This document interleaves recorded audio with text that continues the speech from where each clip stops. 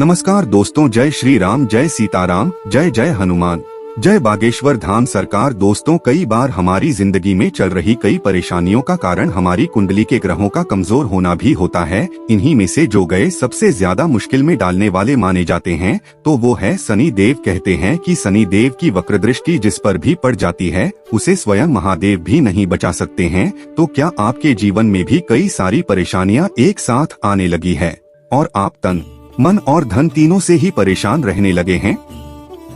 आपके बनते हुए काम बिगड़ने लगे हैं या फिर कर्ज का बोझ आपको अपने नीचे दबाए जा रहा है, घर के लोगों के मनमुटाव बढ़ने लगे हैं और आप अपने गुस्से की वजह से खुद को ही मुश्किलों में डाल लेते हैं? और क्या आपके घर में लगातार टूट फूट होती रहती है और बिजली से चलने वाले उपकरण लगातार खराब होते रहते हैं?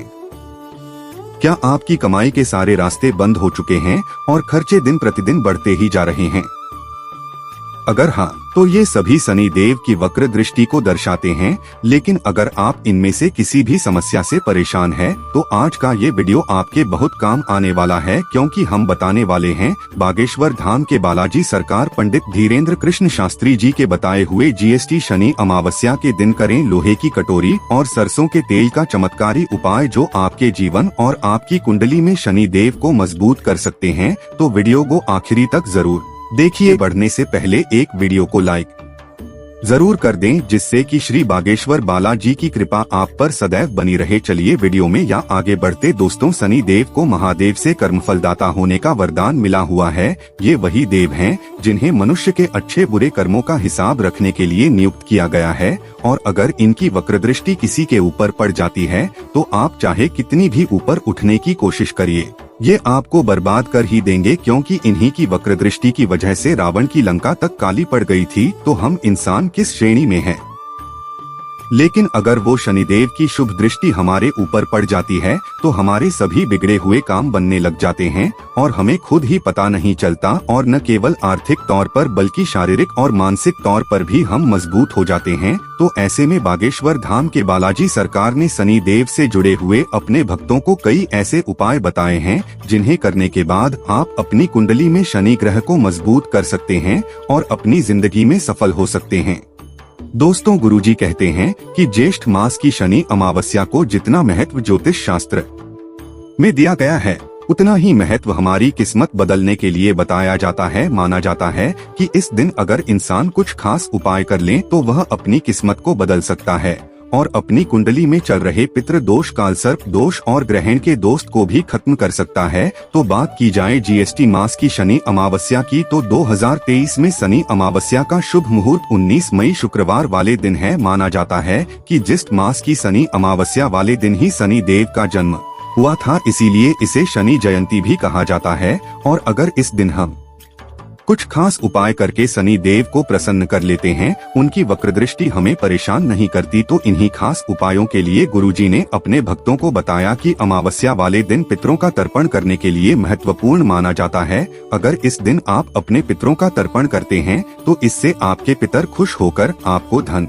संपदा और सुख समृद्धि का आशीर्वाद देते हैं। इससे न केवल आपके जीवन में सभी परेशानियों का अंत हो जाता है, बल्कि आपके भविष्य में भी सुधार होता है। इसके अलावा गुरुजी कहते हैं कि अगर आपके जीवन में कालसर्प दोष है और आपको इस दोस्त की वजह से अपने जीवन में कई तरह की अड़चनों का सामना करना पड़ रहा है, तो इसके लिए शनि अमावस्या वाले दिन आप सुबह ब्रह्मा मुहूर्त में उठकर स्नान करें और चांदी के बने हुए नाग नागिन की पूजा करें। इसके बाद आप इन नाग नागिन के जोड़े पर सफेद फूल अर्पित करके इन्हें बहते हुए जल में प्रवाहित कर दें। अगर आप ऐसा करते हैं तो आपके जीवन का काल सर्प दोष खत्म हो जाएगा और आपको पुण्य फल की प्राप्ति होगी। दोस्तों, इसके अलावा गुरुजी ने ये भी कहा है कि अमावस्या के दिन शनि जयंती होने की वजह से अगर आप इस दिन शनिदेव को प्रसन्न करने के उपाय करते हैं तो आपको राहु और केतु के दुष्प्रभाव से भी छुटकारा मिल सकता है। तो इस दिन जिनकी कुंडली में शनि की 7.5 या ढैया चल रही है,